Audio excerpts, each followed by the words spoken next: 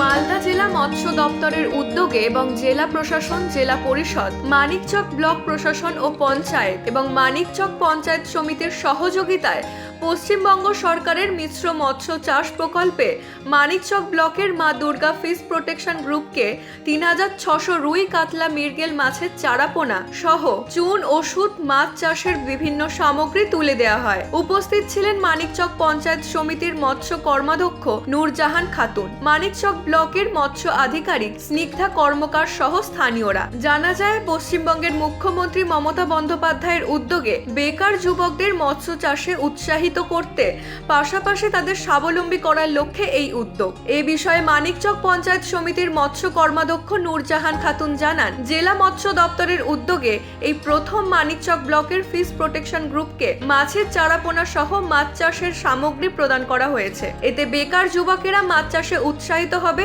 এবং মাছ চাষ করে জীবিকা নির্বাহ করতে পারবে। আমাদের মৎস্য দপ্তর থেকে এবং মাননীয় মুখ্যমন্ত্রী মমতা বন্দ্যোপাধ্যায়ের প্রচেষ্টায় আমাদের মানিকচকের প্রথম ফিশ প্রোডাকশন গ্রুপ যেটা রয়েছে মা দুর্গা ফিশ প্রোডাকশন গ্রুপকে আমরা সরকারের তরফ থেকে মাছ, চুন, খাবার এবং ওষুধ প্রদান করছি, যাতে ওরা মাছটাকে ভালোভাবে কালচার করতে পারে। এই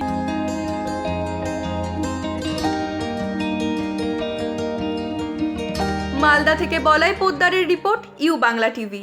ইউ বাংলা টিভি হৃদয় ছুঁয়ে যায়।